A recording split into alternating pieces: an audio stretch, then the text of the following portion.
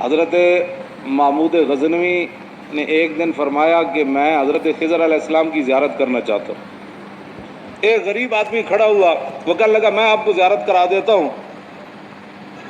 لیکن ایک شرط ہے، میں غریب ہوں، 6 مہینے کا خرچہ آپ کو دینا ہوگا میرے بچوں کا۔ اس نے کہا ٹھیک ہے۔ 6 مہینے کے بعد محمود غزنوی نے اس کو بلایا، ہاں جی خضر علیہ السلام کی ملاقات کا کوئی وظیفہ مکمل ہوا؟ اس نے کہا جی کچھ وظیفے الٹ ہو گئے، 6 مہینے اور چاہیے۔ اس نے کہا ٹھیک ہے۔ سال کے بعد اس کو پھر حضرت محمود غزنوی بلایا، فرمایا ہاں جی خضر علیہ السلام نہ کوئی میری ملاقات کا امکان پیدا ہویا، تسی وظیفے چ کر رہے ہو دریا کے کنارے؟ انہوں نے کہا جی میں کہاں، خضر علیہ السلام کہاں، میں نے تو آپ کے ساتھ جھوٹ بولا، غریب آدمی تھا تو پیسے میرا روٹی پانی چل گیا 1 سال۔ تو محمود غزنوی کا مجلس لگی ہوئی تھی، ہزاروں لوگ موجود تھے، غوث بھی تھے، کتب بھی تھے، ابدال بھی تھے، محدث بھی تھے، مفسر بھی تھے۔ تو اس نے اپنے ایک وزیر کی طرف اشارہ کر کے کہا بتاؤ بھائی جو بادشاہ سے جھوٹ بولے اس کی کیا سزا ہے؟ وہ وزیر کہنے لگا کہ اس کو قتل کر دیا جائے۔ محمود غزنوی کے مجلس میں ایک نورانی چہرے والے بزرگ بیٹھے تھے، انہوں نے کہا بادشاہ سلامت، اس نے بالکل ٹھیک کہا۔ پھر اس نے ایک دوسرے وزیر سے پوچھا، اس نے کہا جی اس کی کیا سزا ہے جس نے بادشاہ سے داؤ بھی لگایا اور جھوٹ بھی بولا؟ اس نے کہا یہ گردن نہ اتاریں، یہ تو پھر جلدی مر جائے گا، اس پر کتے چھوڑے، یہاں تک کہ کتے اسے نوچ نوچ کر کھائیں تاکہ اس کو پتہ چلے بادشاہ سے جھوٹ نہیں بولا جاتا۔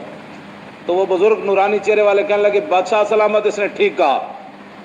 پھر اس نے حضرت ایاز کو کہا، ایک ہی صف میں کھڑے ہو گئے محمود و ایاز۔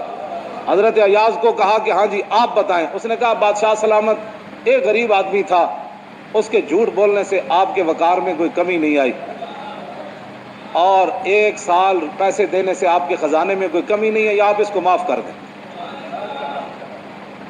وہ نورانی چہرے والا بزرگ کہنے لگا بادشاہ سلامت بالکل اس نے ٹھیک کہا۔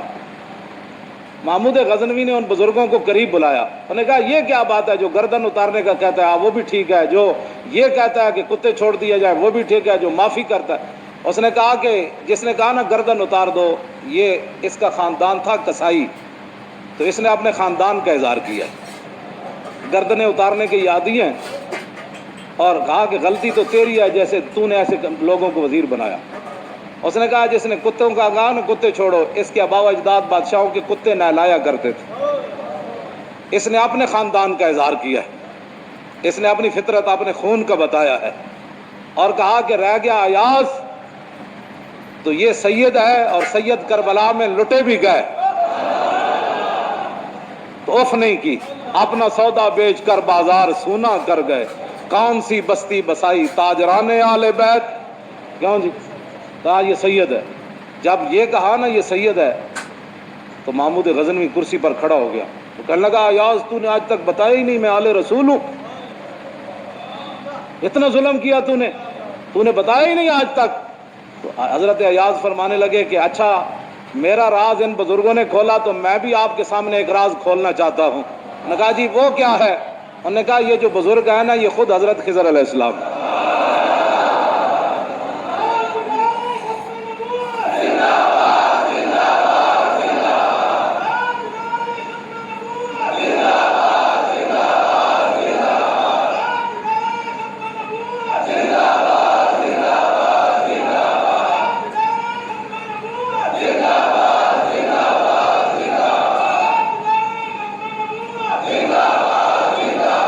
توجہ بھائی توجہ، آپ اور ہم خوش نصیب ہیں کہ ہم اپنے خون کا اظہار کر رہے ہیں۔ ہمارے آباء و اجداد نے صدقے یا رسول اللہ کے نعرے لگائے، ہمارے بڑوں نے حضور سے محبت کی، حضور کی ختم نبوت پر پہرے دیے، تو ہم اپنے خاندان کا اظہار کر رہے ہیں، اور جن لوگوں کو یہ مسئلہ نہیں سمجھ آ رہا ہے وہ اپنے خاندان کا اظہار کر رہے ہیں۔